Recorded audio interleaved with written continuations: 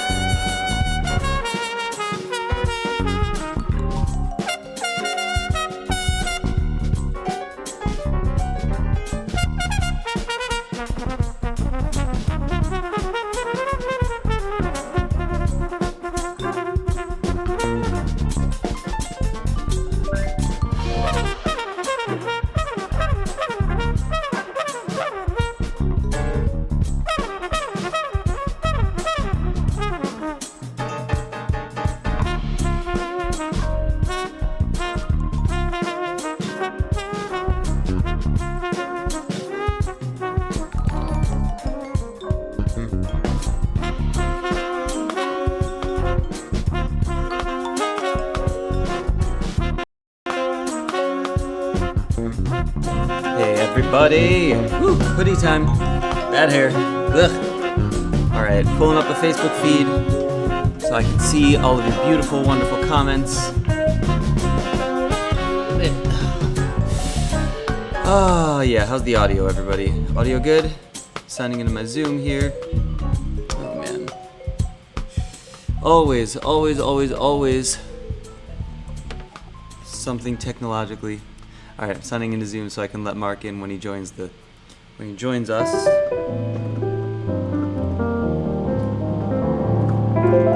Yeah, everybody get your tea, get your coffee. Join me here. Once, yeah, okay, here we go. So this is another track off the Chicago project, for those of you wondering. Man, it's funny because it's not gonna come out really till next year probably. But I needed some license-free material because when I play this it's streaming to YouTube, well, 2 channels on YouTube, and then Facebook, 3 channels on Facebook, and Mark's Facebook now.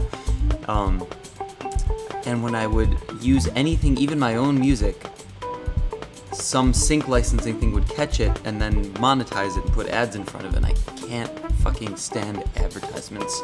In general, I like to find my own shit. I don't want to be told what to find. I think we're all kind of like that, right?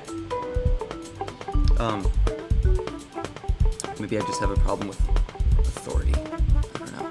But I don't like seeing a video in front of the video that I want to watch, and I don't think you would either, so I try to minimize that and keep it not happening, because YouTube's monetization sucks anyway, which is why I'm building an application to help artists monetize content outside of YouTube. I think it's going to be pretty cool.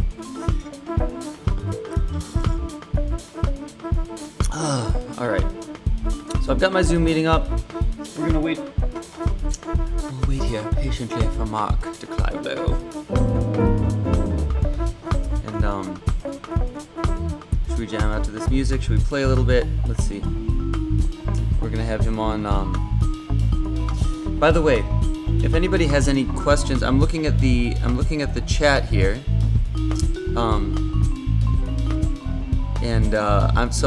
Here's what I'm gonna do. I know some people are logging in from Mark's page too, so I'm gonna watch the chat on Mark's Facebook here so I can see your chat messages, and then everything that's on here that you see on the left side of this is from my own Facebook, because I have a feed. So technology, I have it put that there translucently so that you can see your own comments. So that's from Weekly Piano.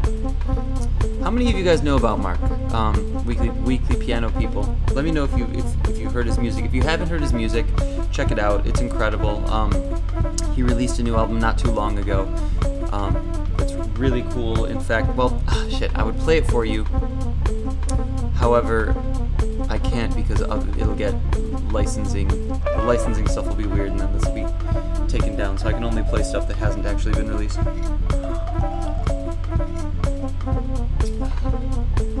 Again, for those of you logging on now, this is from a record called The Chicago Project. The Chicago Experiment.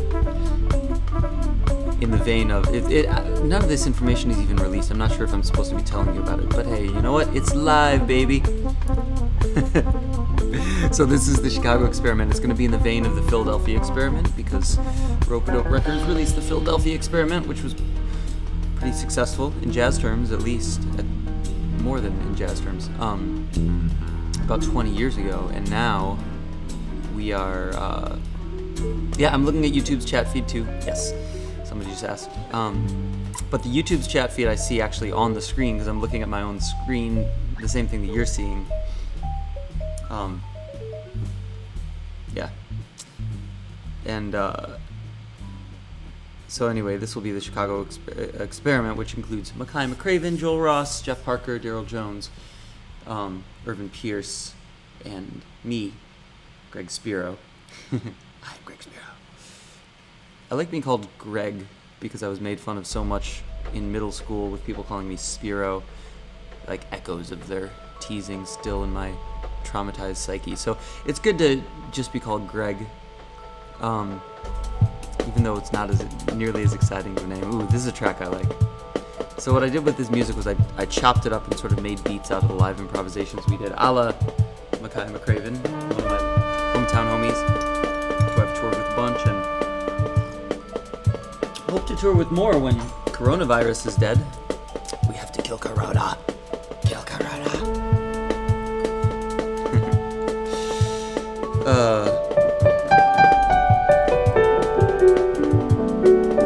I don't normally like tunes that are too bright and major, but like this sort of trippy beat. Oh, Jesse Hansen says I still like Greggy. Yeah, the name Greggy helps too. I like that. Except for that was what my siblings made fun of me as calling me Greggy. But, you know, it's balanced out by my mom calling me Greggy and whatever. We all have childhood trauma. It's really hard for a kid to grow up without trauma because we're such idiots as kids. Craig Hero. Oh man, I have a story about when I was in 5th grade and I did my election song to try to be elected for student president. The theme was Greg Spiro could be your hero. I still have a whole video. I did a song. My parents are both piano players, and singers, and so they helped me with that. I wonder if we should do anything interesting before I bring Mark on. He has the Zoom link. Let me make sure that he's on. Whenever he joins us in Zoom, I'll just bring him in. Just gonna make sure that he's got all the information he needs. Getting his matcha together. Nice. Saying great. I'm live and the Zoom is active. When you're ready. Did I give him the Zoom link? I think I did.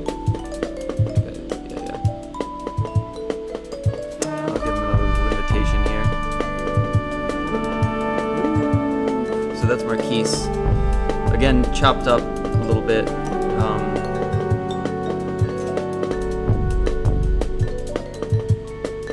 And Joel Ross. That motherfucker is so good.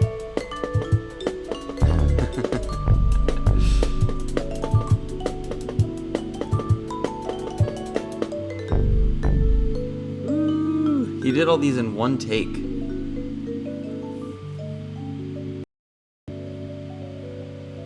It's like he could play anything and it's amazing. It's...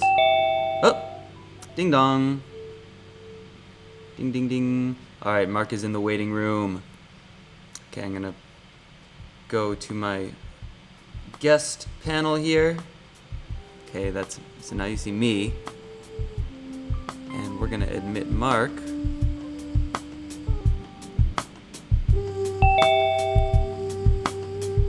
Mark DeClive Lowe. Yo. Yo. What's up? Have you been watching me make a fool of myself for the past 5 minutes? No, I saw you for 5 seconds. Oh, okay. So I'm good. sure you wouldn't make you fool of yourself at all. Appreciate it. That's good. Everybody, this is Mark DeClive Lowe. Incredible beat maker, producer, keyboard player, writer, everything. He does all sorts of cool shit that always inspires me. I remember, man, the first time I saw you was in DC, and I don't remember what club you were playing at, but I was on one of my little... Oh, wow. This was this must have been 10 years ago. And it was... Man, we weren't even out of high school 10 years ago. What are you talking about? Oh, shut up. Yeah, right. I wish, man. Oh, God. It's funny how time goes by, isn't it? It really is. But sorry, 10 years ago. Yeah, 10 years ago, man. DC. And you were playing this little club. I wish I could remember the name. You were playing this little club, and your manager was there videotaping you. And I was like, oh, okay. Wow, that's cool that a manager would do that, and that like made my expectations for like what I would want a manager to do, which is why I've never had a manager, because nobody will ever do that shit for me. And he had all these cameras set up. But yeah. and you were Wow. It was a packed tiny club, and you were just jamming the shit out of some beats and keyboards, and I mean, like you always do. And it opened my mind to stuff that I could do. After that, I was like, I could probably figure this shit out. So I started figuring out Ableton after that, and getting more into Sick. and that made this whole rabbit hole of my journey, which, like, yeah, a project that just the use of technology is incredible. But the thing that I remember, we had a conversation about it that night, and the thing that was so interesting to me was that you started before I guess it was still digital technology, but you started before the more like the more stereotypical technology that everybody's using now, and you actually began your journey on Yeah. MPC. And Man, the MPC was everything. Yeah. I had so much resistance towards digital technology too. I remember one show, I was doing a tour, I was playing in London, and I hit up one of my boys. I was like, "Yo, can I borrow your MPC 3000?" And I mean, that's a big ask. That's like, you know, can I borrow your girlfriend? You know. So and because, you know, I probably wouldn't even lend out mine, but it's like, come on, man, you know me. It's like, man, just use the machine, use Native Instruments. And no, I can't do that. I need the MPC. And I was so analog, but you know, technology's come so far now, and you know, to the point where Serato first came out, the DJ software. I was friends with the developers in the company, and so I had a really early copy. I remember DJing using a laptop and Serato on a turntable in London, and some guy coming over to me being like, "Yeah, that turntable's not even playing." It's like, well, okay, well, why didn't you stop it then? This is like in a club with a dance floor in the middle of the night, and dude just stops the turntable. And so, of course, the music stops. And it's like, yes, welcome to laptop DJing. This is like a thing now. Wow. And how long But ago? now it's how long ago was that incident? I mean, that would have been like around 2002, maybe. Okay, Or something like that. And yeah. and you know, now it's ubiquitous. I mean, you go to a jazz gig and you see the drummer's got a laptop or anything. It's not unusual. Like, it's totally a tool. Yeah. So it's amazing how the technology's evolved. Yeah, it's ever present in. I mean, literally everything I do. Like, there are piano players that'll have their. I saw Aaron Parks in New York just recently at a Rope-a-Dope showcase that we did, and I think were you there at the Rope-a-Dope showcase? It was during Winter Jazz Fest. I was in town, but I didn't make it. But oh, okay. Yeah. And he had the grand piano, and he had this laptop, and his just MIDI keyboard plugged into his laptop and pulling up the most badass sounds. I was like peeking over his shoulder trying to figure out what the fuck the settings were so that I could try to emulate something like that. And I actually asked him about that sound on an interview just recently, and he wouldn't tell me the details of it. But I got a little. He wouldn't tell you. Come on, like, Aaron. You know, it's his token sound. He gave me some pointers though. He like dug into it a little bit. Nice. But I love the whole intersection now. It's there for everyone. Yeah, it's incredible. But when you started, you were more of a like, I guess, can you call it analog gearhead? Because it's still, those samplers weren't analog, right? What do you even? Like, I mean, they were analog in the sense that the EDDA conversion was all happening. So the what internally, there's the analog digital audio, the conversion of the sound going in and out of the machine, is all analog.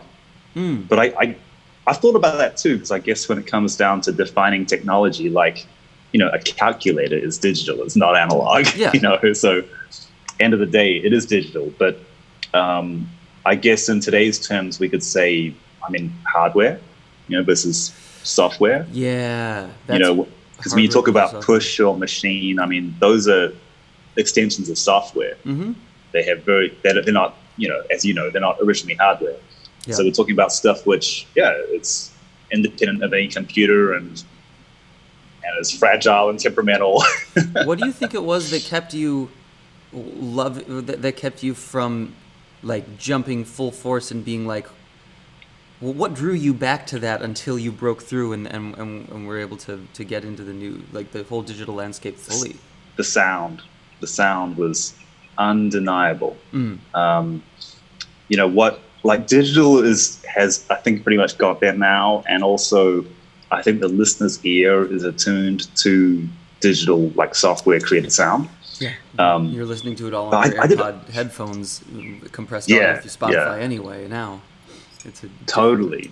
And I did a show in New Orleans maybe 5 years ago, and right before I went, I was in LA, and my laptop just died, and it was maybe 3 days before the show.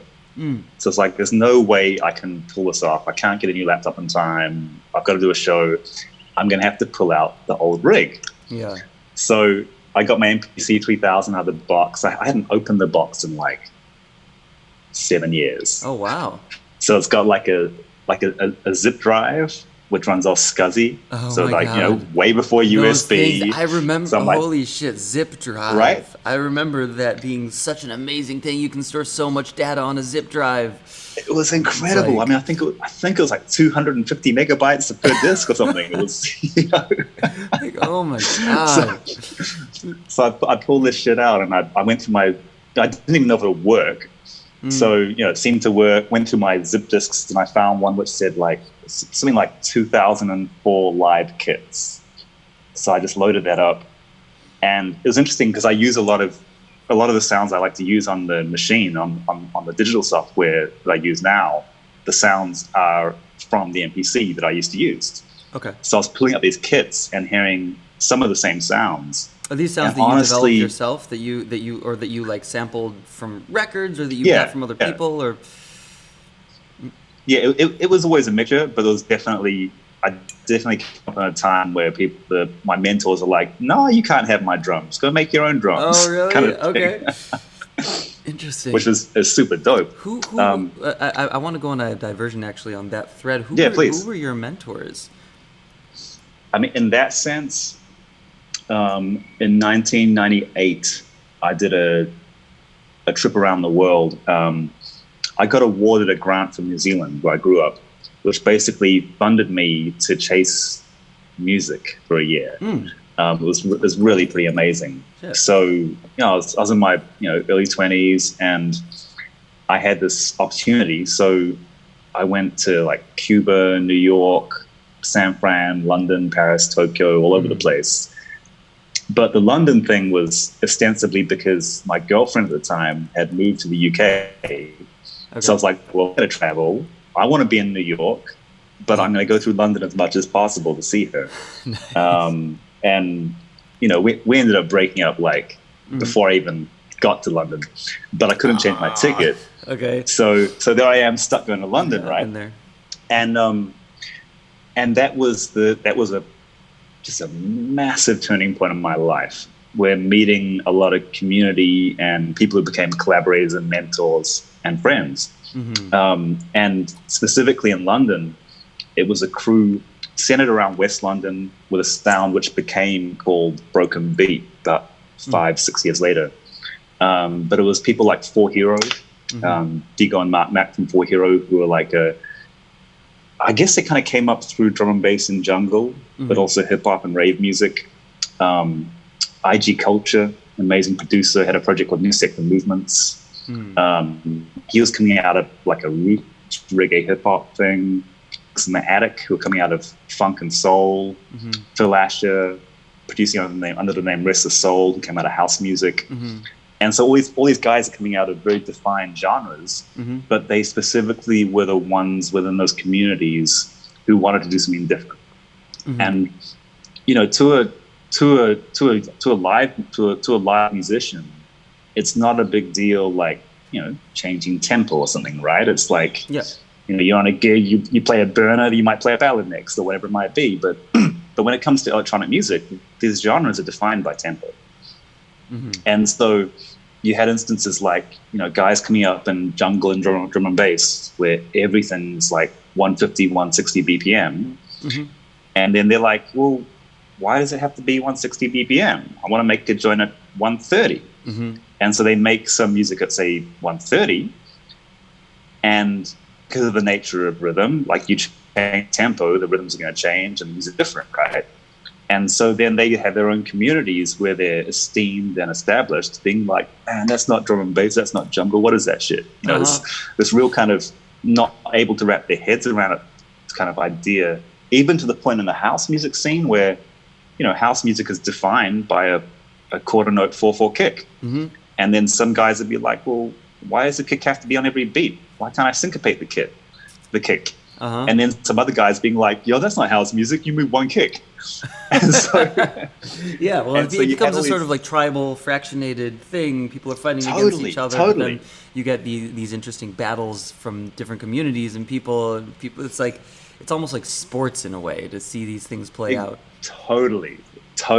Yeah, so all these guys were kind of like misfits from their own communities, and that became our own community itself. Well, they came across these guys and visionaries. Sounds like a misfit from a community. Yeah, like being a visionary for another community. Absolutely, and you know, I came up, you know, aspiring to live in New York and be a straight ahead piano player, and but I'd had this kind of, through high school, I had this kind of push and pull between hip hop and drum machines and samplers, and then Miles and Train and Branford Records. It was this kind of push and pull. But then I get to London to this crew, and they were making music that was like, I can only explain it like something you hear it and you might have thought, wow, maybe I dreamt this. Maybe once upon a time this was in my imagination and it's actually happening for real. You know, just kind of drawing from everything I love about music, from like, you know, jungle, drum and bass and hip hop through to the jazz and like Latin and soca. And they take all this stuff and without any musical training, just make the illest beats and just like flipping samples in the most inspiring way. That was a complete game changer for me to be in that environment and to be able to contribute, like, you know, playing keys and being asked to come in and be part of something where we're trying to you know, move the needle. Yeah, so you were in that as a keyboard player, like when you jumped into that scene. That was because that's what I also think of you as, and it's just because I'm biased because I'm obsessed with keyboards and that's my thing and done that my whole life, and so I'm like, man, this dude can play the fuck out of some keyboards. But that as far as what you're known for in your music, the thing that accesses people and that touches people is that combination of the two, and to fuse those two. How old were you at that time? When I got to London, I was like 24, 23, 24. Yeah, you were a pup, and so you had done like you had steeped yourself in keyboard playing, but then you stepped into this new culture of inspiration, and then I'm curious as to how. So after that point, how did those two? There's sort of a dichotomy that we're talking about here, right? How did those two flow together after that, and the push and pull, and like, I mean, working on your beat making versus working on your piano playing, or featuring one versus featuring the other. Obviously, you do both, but like, I mean, for me, that's a challenge. I wonder how you balanced this and what your mentality was. I mean, to be honest, I didn't balance it. Like it's been really interesting at this point, like to look back on the last 20 plus years and, you know, just as we get older, understanding humanity, like our journey and what part everything plays. And so for me, music was interesting because, you know, my dad forced me on the piano, and I've always been kind of jealous of the cats who are like, yeah, I went to this gig and I just heard the bass and I was like, oh my God, I'm going to be a bass player. Like, I was like, I didn't get to do that, you know? So when I went to London and I was there for 10 years pretty much, I basically didn't play the piano for a decade. And I feel like that was a conscious effort to kind of separate and distance from the piano, and also a subconscious effort to kind of deconstruct everything I thought I'd ever been taught, and like everything I picked up. So it just became about, you know, samples, beats, synths, if some producer's like, yo, let's put some piano on this, it's like, nah, let's put some Juno on that. And you know what it's like to a non musicians might be like, oh, well, they're all keyboards, but you know, the piano is a whole different instrument. Yeah. As it's the organ or something. So yeah. So during that 10-year period, you weren't doing scales or exercises and all that, like for 10 years. I lost everything. Wow. It was scary, actually. And there was an interesting flip side to it too, where in the scene I was in, there was blatantly a jazz influence rhythmically and harmonically in a way that, you know, like a hardcore jazzer may be like, no, it's not there, but it's all relative, right? And so that was an aesthetic where you wanted the harmony and you wanted the musicality, but you didn't want the shredding and the soloing. And you being the producers primarily, it's like, it's club music. It sounds functional. Solos in that setting are not necessarily functional. No, solos in many settings are functional, and that's something that we even talk about in the world of people who are just pianists and just keyboard players or just instrumentalists of any sort. It's like, what do people actually want to listen to? They don't want to listen to you being strong. They don't want to go and like look at you being a bodybuilder. They want to hear you being a soul and expressing. And you can do that quickly, but you can also do it slowly. And you know, it's very easy to fall into the trap of serving the ego and just focusing on that surface of like, hey, look what I can do. Absolutely, man. Totally. And whenever I've worked with people who are producers, and I had a little bit of an experience. I had like a tiny drop of what you got in London when I was in New York, because I would go to New York to play on producers' tracks. Like I worked with Ski Beats a ton, and did a bunch of the stuff that like just played his keyboard parts basically for his tracks. But I remember, and I got the same thing. I got the same feedback from him and from when I was producing. I was in actually not too long ago. We were doing an improvised jam with Anderson .Paak and Chris Dave in New York. Nice. After one of the Winter Jazz Fest hangs at like 5 a.m, and the same words came to me from Ski, from Chris. Like whenever I would go into anything that was like beginning to get show-offy, it's like, man, play the music. Like don't chill. yeah, exactly. Don't go into your own. And I think that so many of us, I'm guilty of it at times, that so many of us go into that place where we want to like be that thing and be seen as that thing, and so we can try to show off to be that thing. But if to be able to be centered and at peace enough to like just give to the music exactly what it needs and what it deserves. Oh my God. Absolutely. It's a skill and a mindset, and it's hard. I mean, that's a lesson that, you know, we all grow up on, that less is more kind of lesson, right? And the value of space and all these things. And I would hear about this, you know, growing up in New Zealand, and, you know, listen to music, reading about music, and understanding how much Miles loved that about Jamal and stuff like that. But it wasn't until I was 24 in London doing a session for a house music producer. And it was, I remember it was a spoken word joint. So there was a spoken word, and he made some great drums. And I mean, it was house music. It was like, you know, it wasn't rocket science. It was for a good vibe, right? And so I'm listening to it, and I found some nice harmony that I figured worked. And I laid down a really simple keyboard part, and it might have been 8 bars. It was probably a 4-bar loop, pretty much. And I was like, cool. Well, let me get the next sound up. And the producer's like, no, that's it. It's like, what do you mean that's it? Like, let's get some more shit in there. It's like, no, trust me, that's it. And the record was amazing. So it was, the irony to me was that I learned that lesson of space and less is more, and play the music.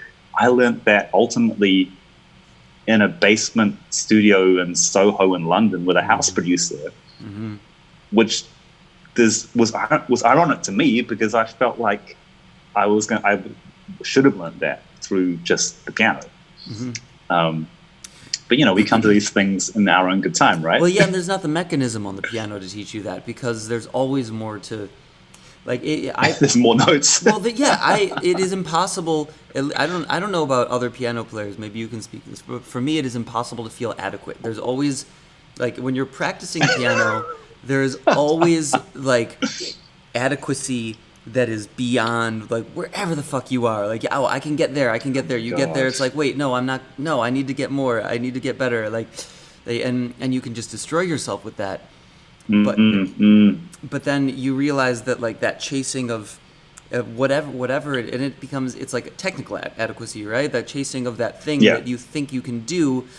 It's like the music actually is way back here. You left it, like, in your hindsight. Yeah, I'm with you on that, man. It's like that thing of, the person who I remember growing up and someone might be complaining about, Miles's cracked notes or Wayne's 16th note feel or something. I'm like, come on, man. Like, the music is so undeniable. I'm not even. Yeah, I mean, if those musicians played without those idiosyncrasies, they wouldn't be themselves. Yeah. Well, and what's very interesting to me is to look at the records of what people were saying when Miles was alive, and even in his heyday, like earlier in his career. I mean, you could argue what was his heyday because he had so many, like, transformations, but earlier in his career, when he was, like, the jazz trumpet player, the top. Yeah. Like, the things that other trumpet players were saying about him were terrible. Like, he got so much shit for like, just not and I will say, not being able to play, also not choosing to play. But if he, like, tried to choose to play like Dizzy Gillespie, he wasn't going to be able to. It's like, just doesn't. Forget it. It's completely different things. But he was Miles Davis, and so people who were looking at him at the time and comparing him to the other trumpet players that were working and that were very popular at the time, it's very easy to pick something to critique somebody about when they are arguably one of the most musical forces, one of the most artistic entities in the last 100 years, and pick them apart for not doing the thing that other people are doing that is hard to do. Totally. I mean, and, like, who else could just play one note and make you feel your soul? Like, that was. Well, and that's what songwriting is too. That's what I see. I mean, from house producers to pop producers, when it's decent pop. And I get really down on pop music now a lot of the time. And there's a lot of stuff that I think is just garbage. But there's a lot of stuff that is really good and super solid. And sometimes you have. The funny thing is, there are some songs, and I've played some of these songs that are like written by the same artist, and they'll do a song that is just brilliant and incredible, and then they'll do another song and it's just complete garbage, and they won't even necessarily know why, and they'll both get just as popular as the other. But, like, it can be because the discernment of audiences is tainted now by the frequency in which they're fed the material that the powers that be choose to feed material to the masses. So, and those powers that be don't necessarily know that when, like, you and I can listen to a song and we can be like, oh yeah, that's a beautiful pop song or house song, and oh, that is just completely, like, there's no development, no progression, no composition, you know. And it's interesting for me to live in a landscape where those two sort of exist simultaneously in the popular eye, whereas people like you and I are one of our, and I mean, I don't want to speak for you, so maybe you can speak to this, but it seems like one of your missions in life, which is one of my missions in life, is to have an ear and be able to discern and create that which is, like, deep and beautiful. Sure. I mean, I imagine that's everyone's mission, whether we make it or not, because one person's beauty is relative to another's, right? But do you? So on that, I want to dig into that a tiny bit more from your perspective. Do you feel like there is a universal when you get deep enough that there's a universal discernible that there are universal discernible elements and qualities, like digging down to the roots of different musics, like whether it be whatever genre of music that can be seen as that can be like identifiable elements that will make a song more genuinely beautiful and effective, or is it just a subjective journey? I do think I might be kind of paraphrasing your question in a way, but I do think that music has the base level of objective quality that is not subjective. I think the beauty aspect is subjective, but at risk of sounding like the old dude, I think you can take some music and be like, this is. Well, for me, I could be like, that's really good, but I don't like it. Or that's actually really bad, but I do like it. Like it's totally. It could be anything. And then it's like, what is music? Like I could, if I'm hearing some new Pierre Bourne beats or something, and it's like, it's the same drum kit every time, and there's barely anything going on with the music. And there's nothing, like you could barely write it down on a piece of paper, but there's a vibe. It's like it's like Erykah Badu so much. First or one of her first albums or something like that, or at least an earlier album. I can't even remember which one it was. Maybe Baduism, but where it's literally the same kick and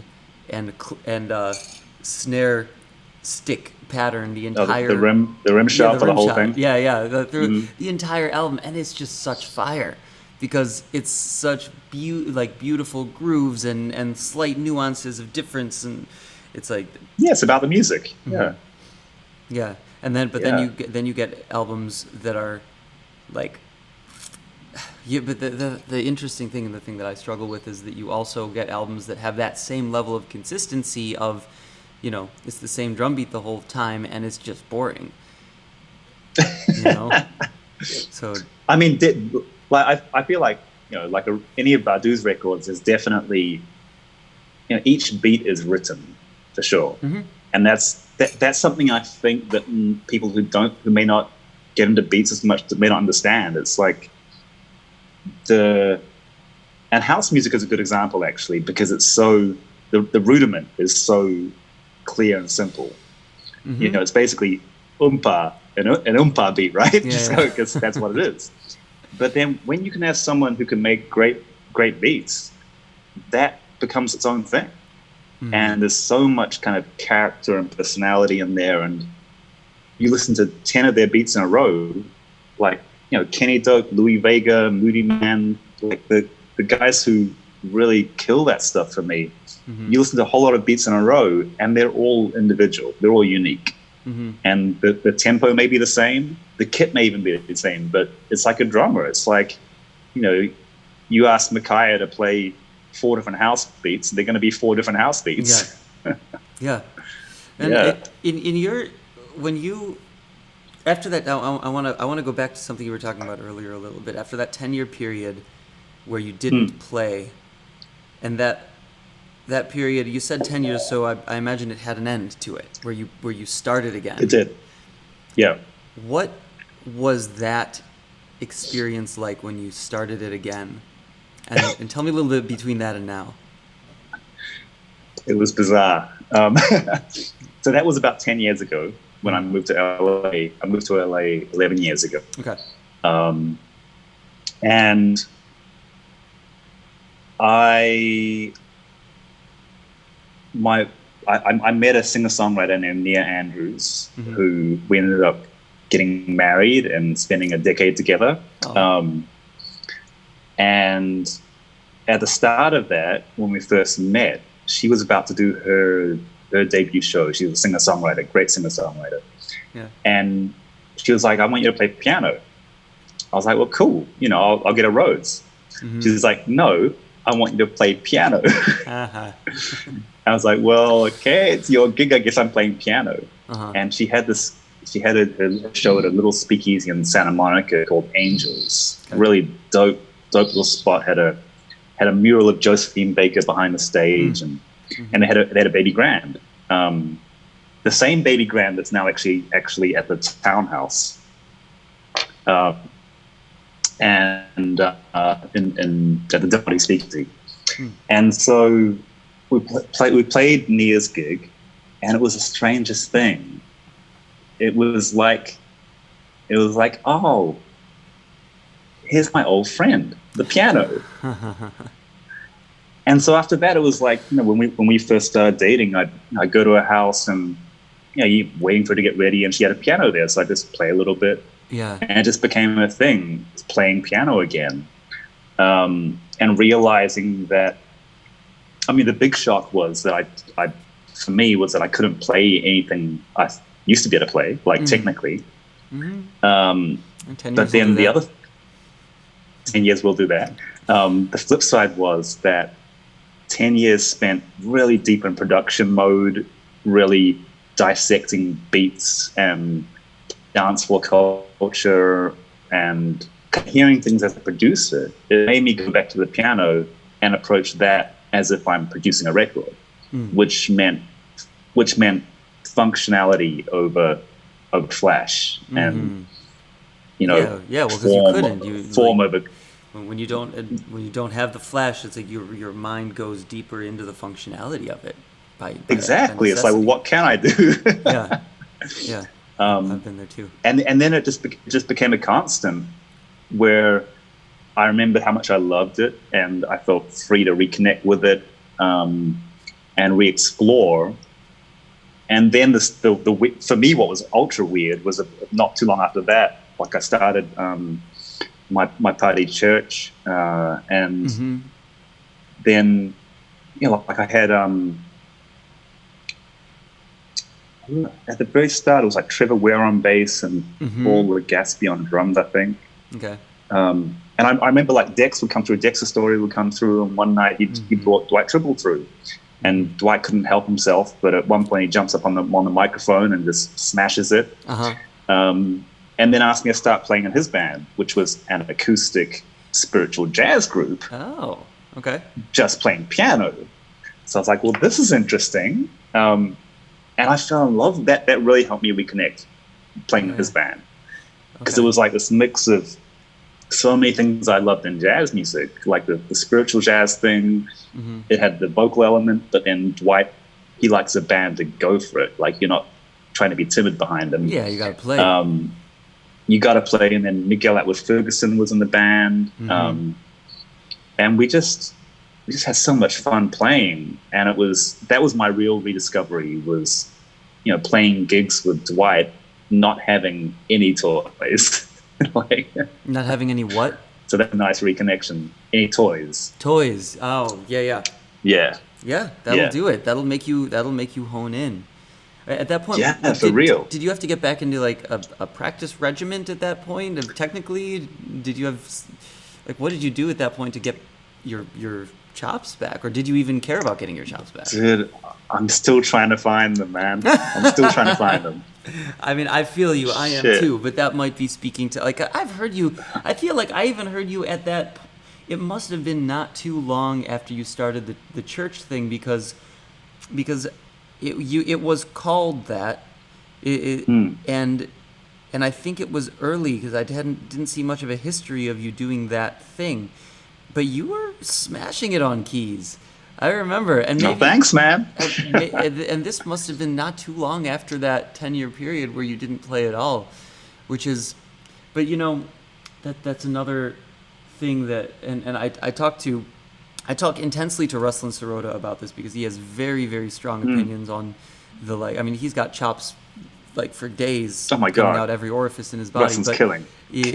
But he is so adamant about he showed me a picture of it's a sort of meme thing, and it says it doesn't matter how much you have if you don't know how to use it, and it's a picture of a guy trying to peek over a wall, standing on a pile of ladders that are all stacked up horizontally. Sideways. Yeah, trying to look over the wall, and it's so fucking true because like That's awesome. I that- love that. yeah, and when you and you look at the greatest artists of our time, I mean, not only of Miles, like of Miles's time, like Miles Davis and the people in his band, but the people who came out of his band, Herbie, who, Yeah. you know, there are young people that their bebop licks will circle around Herbie's 10 times before Herbie gets back to that lick, but the actual notes that Herbie is playing and the music elements that he's picking will just make you like fly up against the wall behind you. Whereas my that God, yeah. kid who's circling Yeah. around him will be chasing his tail. Yeah. Yeah. And so And I, there you go ahead. so go on, please. You're Oh, I was going to talk more about you. So at that gig, that's probably what I noticed was the depth that you had been this glass of musical interest that you had been filling up over those past 10 years coming out in your piano playing where you can like right. you can shred without shredding and pick the notes that are actually effective. Man, I hope so. Shit. I mean, it's funny for me where, you know, growing up really, you know, falling in love with the whole jazz thing and With you know, the what Kenny thing? Kirkland was with the whole jazz thing. The whole Kenny jazz thing. Kirkland Yeah. was what I wanted to be. You know, Mm-hmm. hearing Kenny play was like that's the perfect musician for me. Uh-huh. And then imagining like, you know, like hearing Betty Carter dropping things and hearing, you know, Mark Carey and Hutch and just killing it and Uh-huh. and it's like that's what I want to do. Uh-huh. And then, you know, as time would go by, things would happen like when Brad Meldau appeared, and I Yeah. think every piano player wanted to quit. Right? And I was It's like- I was definitely at the head of that line. I was like, a I'll black quit. hole of self-esteem for all pianists who think they want to be technically good. Oh my god, that there was a trio record in Spain with Jorge and Mario Rossi Okay. before he was on it. That just was scary. And so, I wonder you know, which- things like which record that was. would just make me not want to play. And then I'd be around cats like, you know, I mean, I hear you play and like Rustlin and, you know, amazing piano players who really, you know, you've dedicated a lot of mastery and craft intention to that instrument. And for me, it's something I feel like I didn't do because I sidestepped and went elsewhere. And so in a way, I feel like I only learned like a portion of what I should have learned, and I'm trying to run with that. I feel that same way. So- Shit. Well, isn't that funny? It's like, you know, no matter where you're at, it seems to be the way. It's, you know, like I'm one of my main sideman gigs is Harvey Mason's band. Yes. And Harvey was on drums know- on that gig, by the way, when I first saw you. oh, killing. That's what it was. Harvey was playing drums. That must have been at 57 as a downstairs speakeasy downtown. Or it could have been somewhere else, but yeah, Harvey, I mean, you know, playing with someone like that is obviously from a legacy history sense is incredible. And then musically is amazing. Oh yeah. But at the same time, like I'm hearing him like, oh my God, this is Harvey Mason sounding incredible. He has all that kind of Tony and Elvin shit along with the pocket. And then we'll finish the gig and he'll be like down on himself or like, yeah, you know, I played like shit. And I was like, wait, I what know. do you mean? I Like, know, man. and I guess that's just, there is a self-deprecation to it, which I don't think is always healthy. But I think also we want more from ourselves, right? Yeah. No matter where we're at. Do you? I want to dig a little deeper on that because I know I think about it, and a lot of artists think about it. On your gigs now, when you play and you're doing your whole thing, do you walk away from gigs feeling that way about yourself sometimes? And if so, how do you deal with it? If I'm playing my own music, I'm pretty comfortable now. Okay. You know, I know when a gig is extra killing, and I know when a gig is just ticking the boxes. It's passable. And I often say to people with this kind of more to students, like, you got to make sure that your worst day is good, so that at the worst case it'll be cool, and beyond that it might be amazing. So for my own stuff, I'm pretty confident with that. But oftentimes when I play in other scenarios, that's when those kinds of insecurities may come up. And Harvey's a great example. It's like I feel like I'm playing with someone who's played with almost every great piano player who's walked the earth, starting with Errol Garner. It's like, how do you touch that? There's nothing I can play that he hasn't experienced. Yeah. And I can mess up. So that's that's kind of an interesting situation. But when I do find, and I don't know if this is just the humanity of it or the reality, oftentimes if I feel down about a gig, I might come off the bandstand and someone else will tell me the opposite thing. Like, I mean, the last Harvey tour, Haley Neiswanger was playing sax and flute. She's an amazing sax player. And I remember we did one gig on tour. I just thought I was terrible. And like, I came off stage and I said to her, I was like, oh man, I'm sorry, I couldn't play tonight. And she's like, what do you mean? You sounded amazing. I couldn't play. I'm like, what do you mean? You sounded incredible. And then you know that joint, what is it? 4 a.m. The Herbie joint off Mr. Hands. Oh, yeah, that's a you know that. I vaguely I can't remember the melody off the top of my head. Jaco and Harvey, and so we played that tune on Harvey's tour. Okay. And it was funny because the bridge has this pretty weird kind of harmony vibe, and so I never shared it, so it was on the gig every time I was trying to explore the bridge. Yeah. And so that was the one thing Haley and I would always talk about. It was like, I'm saying to her, like, how do you play through the bridge? You just sound so killing. I don't know how to do it. She's like, I don't know. I'm just listening to you. You sound killing. And so, well, and of course it's a Herbie tune, which is great. Where that would be the case, because that's how Herbie thinks of a lot of harmonic structure too. Right. It's like explore the fuck out of it and see what this thing sounds like over this thing. It's like that's what he did he told me that Miles would tell him that I'm paying you to practice. Like, you should practice over this shit. Yeah, right. Exactly. Yeah. So I guess that kind of falling short and feeling like we're not doing our best is just part of the journey. I'm thinking out loud here, but when you think about the best, like, you're comparing that. You're thinking, when you think of best, you think of an ideal, and when you think of ideal, you have this thing in your head already pre-made, right? Like, if I do something like this solo will be killing. But that's a recipe for absolute disaster. That's like the worst thing, at least for me. That's the exact moment it falls apart. Yeah, when I think, okay, this solo I'm going to play with these ideas, and I'm going to do it this way. I'm going to do it fast or slow, and like when I go into something with those preconceived notions, the worst shit happens. Like, that's when I'm not exploring, oh my God.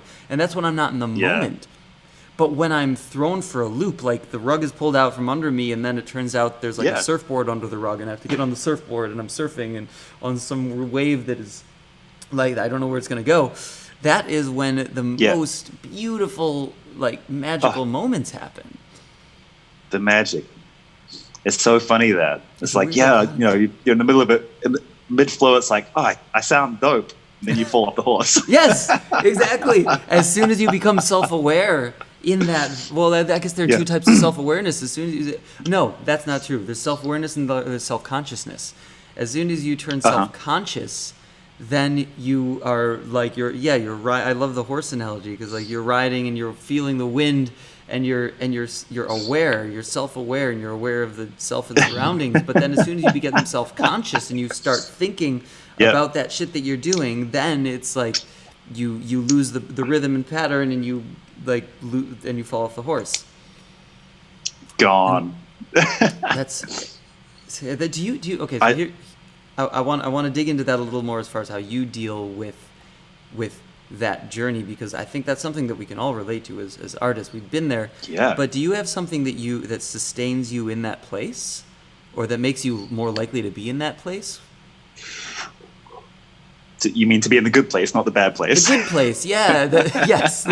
Where, like, do you have, I don't know, a pre-gig ritual, or do you do a certain routine every day to keep yourself in a state of mind? You meditate? Like, what's your how do you try to be Totally. there?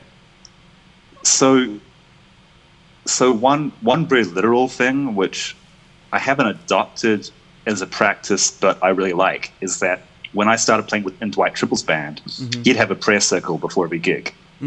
And one thing that was always said every time was whoever was leading would pray for, something like, give us the strength to get out of our own way. So the idea being, we can take all the religious context out of it. Just the idea of being, let me be in flow, because the minute I'm in the way, the flow is going to stop. So let it just flow through me. So I love that idea. And That's I really think big. in the context of Dwight's gig, in that little prayer circle, again, like, not even about the kind of more religious stuff of it, it was just a great reminder. It's like pre-game, just remember, get out of the way. So that was religious great. roots. And then, does the saying actually come from a religious text or something? you know what? I don't know. Like, Dwight and then Trevor Ware, who was on bass then, they both have a way of saying stuff that just sounds like it came straight out of the Bible, even though it may not have. So I'm not sure. Yes. But then in my own life now, like, I have a pretty solid morning routine, which has really come together through this lockdown period more than anything. But, I've been through phases where I would be meditating or doing different things, but not with enough regularity. But now I feel maybe for the first time, there's a good kind of start the day with, journaling, meditating, bit of yoga. And that's exactly what I do, actually. You got me out of bed today earlier than anyone has for the whole corona. So, I'm honored. So I was like, I need to be up an hour before I talk to Greg so I can do my morning routine. And so what I've realized recently, which to me was an epiphany, actually a couple of days ago through having a conversation about this kind of thing, was I came to realize that everything we do, everything I do during a day is part of the process. So, every thought. For example, I have a couple of live stream shows this week, and I've had to prepare for those. And there was a moment where I was getting a bit stressful. I was like, wow, there's stuff I haven't prepared, and I need to do that. And realizing that, I'm everything I do, every meal I eat, every thought, everything, if I give that consciousness and integrity, then that's all contributing to this work I have to do. And, our subconscious is such that the things that I may be worried about or have to process to do the work, my mind is working on those all day, whether I know it or not. And so the quality of, the meal, the yoga, the meditation, the conversation, the walk, anything, doing my taxes, whatever it might be, just realizing that there's a kind of a holistic connectivity between all that, that is, I think I might have even kind of, waxed poetic about this before, but never really thought about it and internalized it. So for me, it's been a really interesting takeaway from this quarantine period, is just really appreciating that everything is, the interrelatedness is endless. Yeah. That thing, the phrase that you said, what was it exactly that you said before gigs? The let me be out of my way. Yeah, give us this. I was assuming give us the strength to step out of our own way. Give us the strength to step out of our own way. That what you're because talking. It takes strength, right? Yeah. It takes Yeah. strength, even though ironically, it seems stronger to be in our own way. Like if I assert myself, that's being strong in a traditional sense. But we're talking about a vulnerability of not asserting, of just letting it be. Yeah. Well, the mind is sort of its own. The mind is its own entity that is out of our direct control, is what I've found. Totally. And the strength comes from that element of self that we do have control over, that can.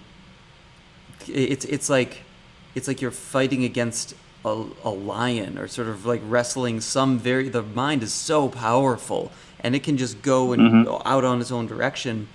The strength is to control the actions of the self so that the mind can be tamed to actually go smoothly in the direction that you want it to go. And that's the thing that comes out the most poignantly for people like you and me, I think, at shows, because that's the moment where all of our insecurities can well up to the surface and make things like hugely more difficult than they need to be, just because the mind is deciding to because it's not tamed and it's running out in this direction or that direction. And the things that you're talking about, the daily routines, the yoga in the morning and meditation, and that all those elements of it are exhibiting strength that then can become stronger than the like, I don't even know what to call it, but the whims of the subconscious. Sure. I'm with you on that totally. The subconscious is a beast that will just run away if you let it. Yeah. It's very interesting. And then it's 9:02. Go say what you were gonna say. No, go on. Well, I was gonna say it's 9:02 because it's 9:02. So I wanna let you go soon, because I promised I would only keep you for an hour, really? an hour at most. But Time flies. It's crazy, man. It's crazy how time flies. But before we go, I want you to finish that thought that you just had, and then I want to ask you a couple specifics about the routine that you do, because that's something that I think can actually be very helpful to artists of any sort. Sure. I wasn't gonna. I was just gonna make some crack about advocating 420. Because that there's definitely, I find that really helps me get out of my own way too. Oh, okay. Like just to kind of, it's just enough disassociation to be able to be a little more of a voyeur in my own experience. How interesting.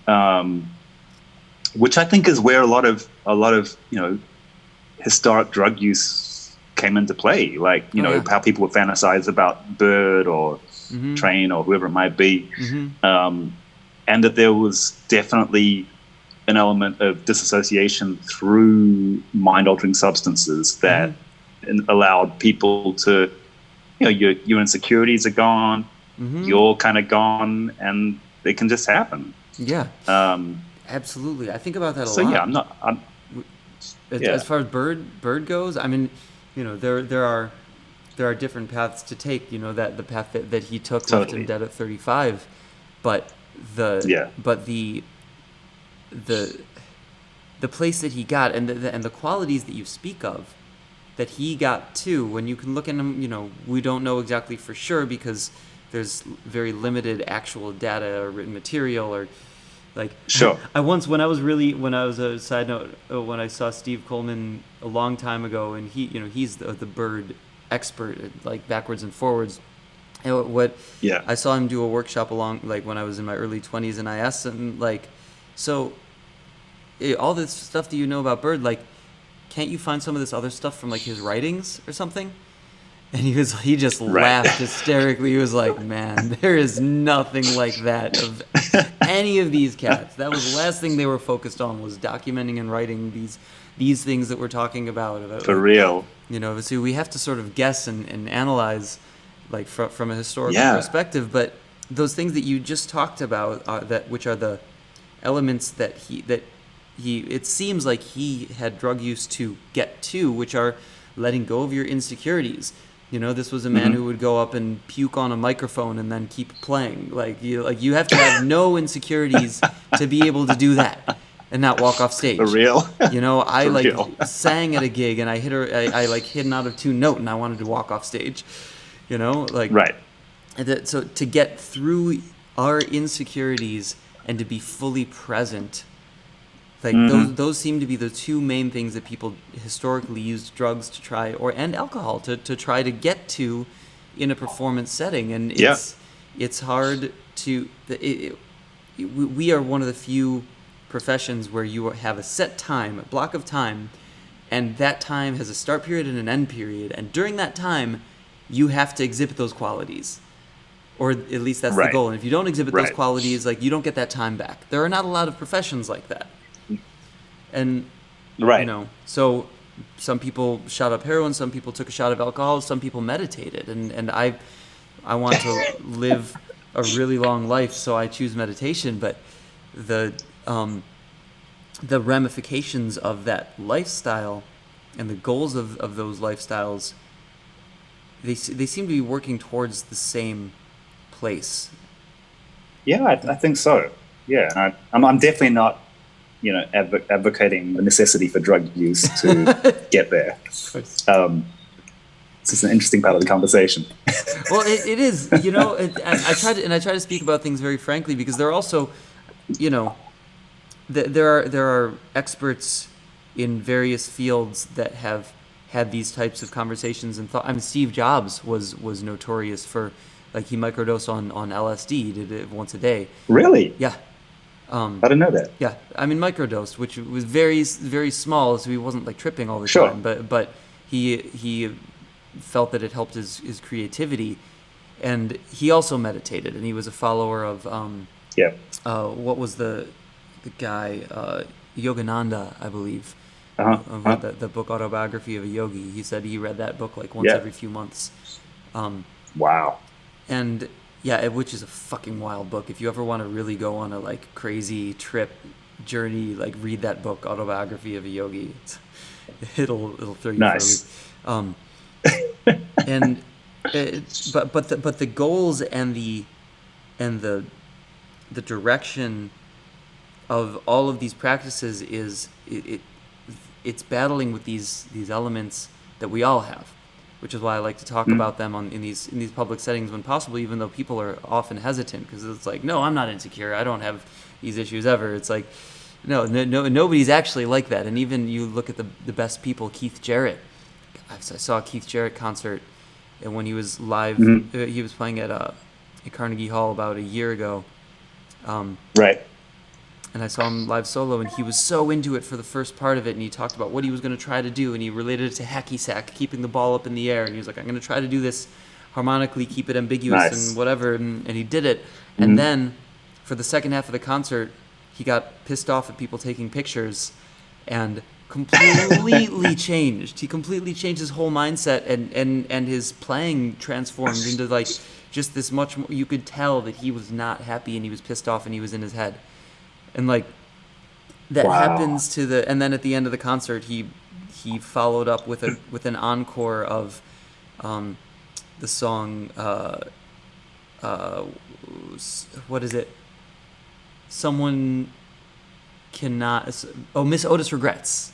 You know the song Miss Otis Regrets? Yeah. And which is about a woman who kills herself. Like, and it's this beautiful melody about this, like, this woman who committed suicide, therefore she can't attend lunch today. And it's, you know, to see people who are even at the very top get into that, like, fall into that trap. It shows me that it's a never-ending battle, and it's really it's reassuring to me to talk to, like, you know, somebody like you who has done all the things that you do, and your journey in terms of battling with these aspects of the psyche and the inner self.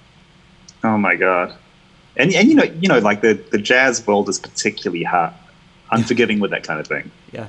Oh yeah. You know, it's like that's been interesting. It's like when I was doing Church Monthly in New York, I felt like there was a lot of kind of leaning against the wall, arms crossed judgment Oh my God. from the community. New York is the And then, epicenter for that. It's the and then it's absolute like, worst. Yeah. right? Yeah. And then I'd have like, you know, James Genus and like Eric Harland on the gig with me. And, you know, then that kind of qualified it enough for people to give it a chance. Uh-huh. It's like, well, you could have given it a chance before. Yeah. And, you know, I love these cats too, but, No, you people know, are the funny music that was way. good before too. Yeah, yeah. People are funny that way.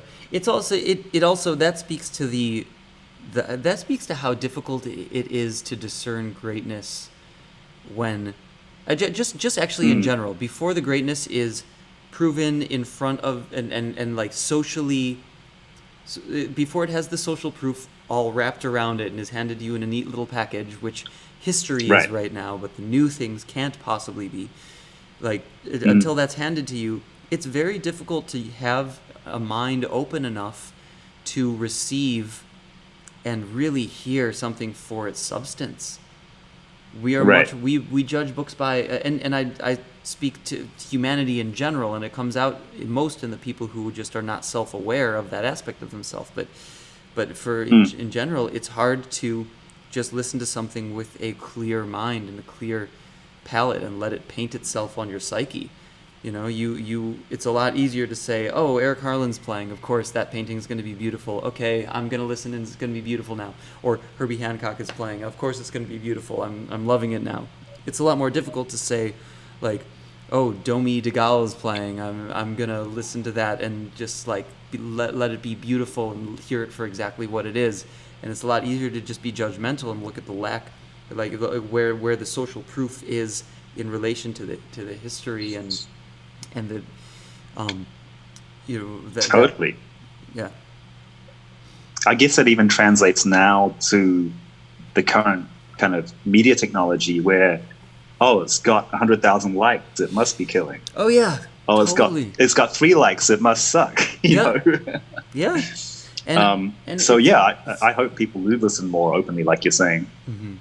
yeah, it's hard. I've experienced that so much in even people choosing like who I'm going to listen to and who I'm going to support, and in this little record label that I'm working on, like who I'm going to try to, you know, invite them to work with the record label or whatever it is. It's hard for me to go and listen unbridledly without looking at the number of plays that it has on Spotify. Just as a human being, Right. that's such a natural thing. Like you want to say, oh, this person has 100,000 plays. It's got to be there's likely to be some substance to it. But it's harder. It's harder, and it's which is so wrong. Like there are so much shit that has terrible stuff that has 100,000 plays, and so much great stuff that has 2 plays, but that just hasn't Totally. been discovered. And there is also the opposite. I feel like there's sort of an equal amount floating around. But yeah, being able to actually, that's what one of my composition teachers, I majored in classical composition in college, and one of my teachers, when I was taking this abstract music course, said, just like for the first few weeks of this course, just how did he put it? He didn't say forego, but it was like whatever the word is to put off, like put off judgment, hold off on your judgment for some period of time, and just listen, and then you can judge later after you've listened. But like just hold off on it for some reasonable period of time until you really feel like you've given it a chance. Man, I need to learn from that myself. I mean, we all do. We all do. It's funny how we're so kind of wired. It's just the way we are, and it takes actual conscious effort to overcome that, to reprogram it. Well, it goes back, and this is a very deep rabbit hole to go down, because that speaks to an aspect of us as human beings that goes back to our biology and our evolution, which is the same. The seed of that is the same reason that we have racism, and that we have sexism, and that the things that keep us judging other individuals, like before they have given us a chance to show us their substance, is the same thing that has us judging music by the likes that it has on Facebook or the plays it has on Spotify. It's that like the familiar, and as we evolved in tribes as Homo sapiens, the familiar was the safe. Like the people who you knew and who you knew they knew, like Totally. those were the ones who were not going to harm you. And the ones who in tribes, whoops, fucking up my whole camera setup here because I'm getting excited. The ones in tribes around us that were not part of our inner circle were the ones where if you saw them, they might try to kill you. And that happened for 50,000 years before recorded history. So like that's ingrained into our mind, and luckily we are smart enough and have the tools and education and the layers of human thought, the chunking of human thought into this abstraction that we have now, so that we can recognize that and try to overcome those elements of it. But man, it's hard to overcome those elements of it, and we see that in just every little facet of our lives. Man, totally. And I mean, hopefully this whole experience now will be an opportunity to, evolve our humanity on a mass scale. I hope that there are things, the positives coming from this, I hope they don't get forgotten. You don't hope that they get what? Sorry, all the positives coming from all this now, I hope that those don't get forgotten. Yes. Yeah. The positives. Actually, speaking of the positives, before I let you go, I would just want you to talk about the morning routine and a little bit of like what Mark de Clive Lowe does in his daily regiment, and even I would like to know about diet a little bit too, to be as on point and able to create and productive as you have been. Sure. Well, it's a work in progress. That's my first disclaimer. All right. But I like to, I wake up, I journal firstly. I don't journal a lot. I just basically have a daily gratitude journal. And sometimes I'm writing the same things. Sometimes I'm writing different things. But I've taken that practice on, understanding that it sets up my perspective in a positive mind frame to start with. I'll meditate for like 20 minutes, half an hour, and that's like a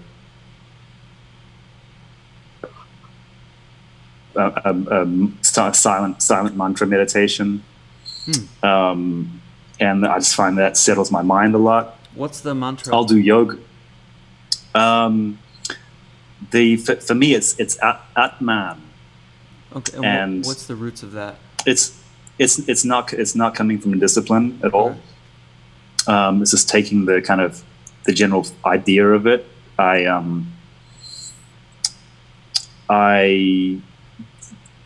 was involved with SGI briefly, which I know you're part of, and I love that practice, and I love the ideas behind it.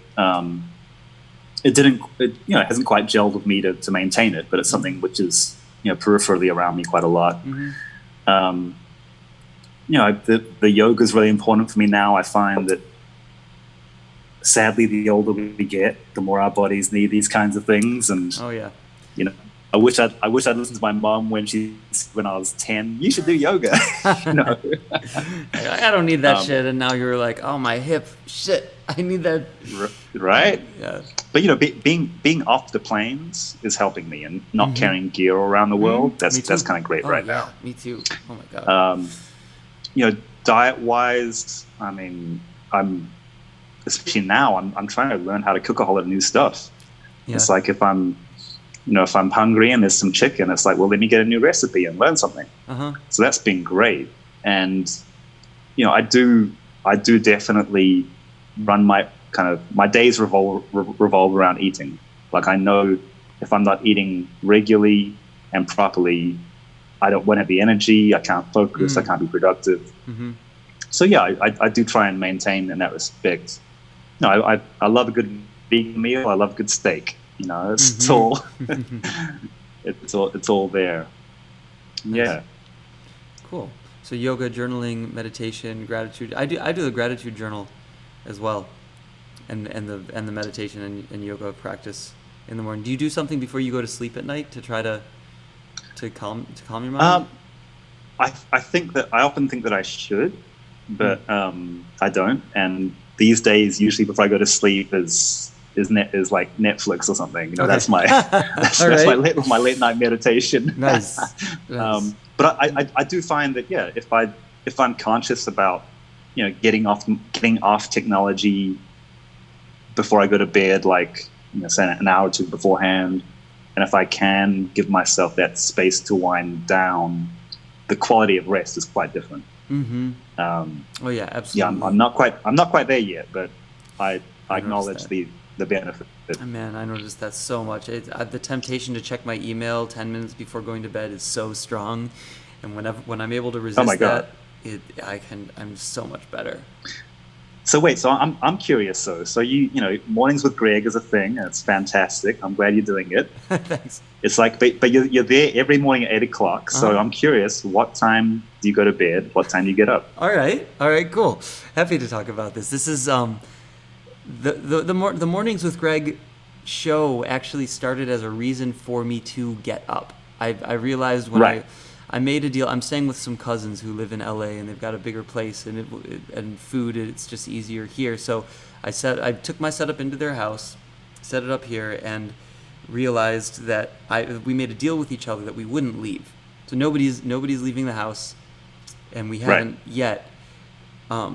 So I realized that I would need some sort of routine to keep me in check if I had to stay here all the time, because my history of last time that I had a period of like staying in for a long time, it was like a few months when I was in my 20s, and I literally stayed up for another hour every single night until like I was first going to bed at midnight, then 1, then 2, then 3, then 4, then 5, then 6, 7, 8, 9, 10, until I was literally reversed in schedule, and ended up I continued to reverse the schedule until I just flipped back to going to bed really early, but it was actually like the next day. So I wanted to make sure that didn't happen this time. So I promised myself I would get up and I would live stream every morning at 8:00. So to do that, I wake up at 6, and I have a checklist that I got from a book called The Miracle Morning, and I'd highly recommend the book. It's super cheesy, but it's super effective in terms of creating a routine. And I do a gratitude journal where I write down the things I do a journal, and it has 3 elements: things I'm grateful for, what would make today great, and then affirmations, telling myself what I want to believe I am, which doesn't always align with what I actually believe I am. But the things that I'm trying to manifest in my life, I tell them to myself. Yeah, and then 10 minutes of chanting meditation, 5 minutes of sitting meditation, 10 minutes of yoga, 10 to 20 minutes of reading. I read something. Nice. Right now I'm reading Man's Search for Meaning, which is an incredible book by Viktor Frankl, a Holocaust survivor, about his experience in the Holocaust. But it's also like I've read Tim Ferriss books and self-help books and all that stuff also in this period. And then I start my day. So it takes about an hour usually. Sometimes I stretch it. Yeah. Nice. But I haven't missed a morning yet. What time do you have to be asleep to get up at 6 and be functional? Good question. Because of coronavirus and the potential for being exposed to it, I'm doing everything I can to keep my immune system healthy. So before this, I would get 6 hours of sleep and I'd be happy. But I've been made sure to be at the very least laying down in bed at 10 o'clock at the latest, if I can. That's great, man. Last night it ended up being 10:30, but usually most nights I'm actually able to make it 10 o'clock, sometimes a few minutes before. That's great. How much sleep have you been getting? I've been doing 7 hours or 8 hours most nights, Nice. I think. Yeah, that's great. When do you usually get up? Usually 10. Nice. Yes, I'm kind of doing the 2 a.m. to 10 a.m. sleep shift. And I love that schedule, and I just find that when I do that, I'm so much more likely to do things that are bad for my body, like drink alcohol and eat terrible sugary food. Oh, for real. I mean, come 2 a.m., it's like any food is fair game. Yeah, self-control goes out the window. If I'm in bed by 10, it's like that period of time where I could have done the stupidest shit is just gone. Mm-hmm. But I'll tell you what, one thing I was looking for this morning is that I get a longer day. I get more time. Mm-hmm. It's like, like your whole reason for doing this to keep yourself on a schedule. It's like, here you are helping me do the same thing. So I appreciate that, man. Awesome. Well, speaking of getting a longer day and getting more time, I should let you go. It's 9:25 now, and we've gone over a bit. Cool. I really appreciate you taking the time, man. This was such a great conversation. And man, it's great to chat. Thank you for doing this. And I think people got a lot out of it. So the people who are watching, please, give comments and connect with Mark. You can find him on Facebook. And are there any specific records or things you want people to check out who are watching right now, and things that things you're working on, things people look forward to? Yeah, I'm actually doing my first live stream tomorrow. Nice. It's a little online festival called La Ceiba Festival, and got starting with Kareem Riggins DJing tonight. I do tomorrow night. Cool. DJ Spinner the next night. So yeah, that should be hopefully all over the Facebook, Twitter, Instagram, Twitch, everywhere. And brilliant. But yeah, I'm not being crazy productive through this time. I'm trying to find balance and understand how slowing down is an important part of the process. Mm-hmm. So yeah, there'll definitely be music coming as it comes, mm-hmm. but I'm really enjoying taking each day as it comes, mm-hmm. and using the most of this time to really learn more about myself and what we have in this world. Very good, man. Well, yeah, that makes me very happy. Yeah, man. I'm really glad you came on today, and I look forward. I'm gonna be rewatching little bits of this to maintain the insights that you've given. It was a refreshing conversation, helping me kind of come to aspects of my own artistic journey and where I am. I hope it did that for other people too. Man, likewise, absolutely. Yeah. Well, yeah. Mark de Clive Lowe, everybody. Thank you very much again. And thank you all for tuning in, and thanks, Greg. Yeah, stay safe, quarantined over there, and I'll talk to you soon, man. All right, man. Bye. Peace.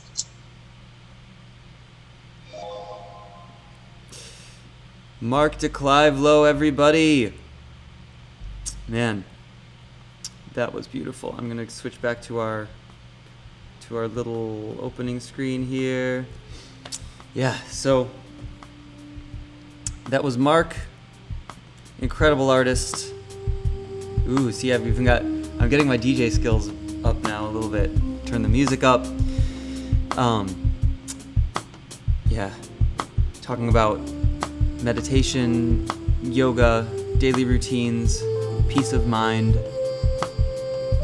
being an artist, the insecurities that can come up, the journey,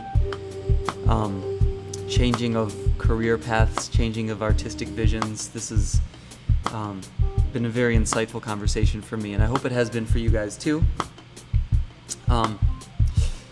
Yeah, I'm gonna leave it at that, but this is Mornings with Greg.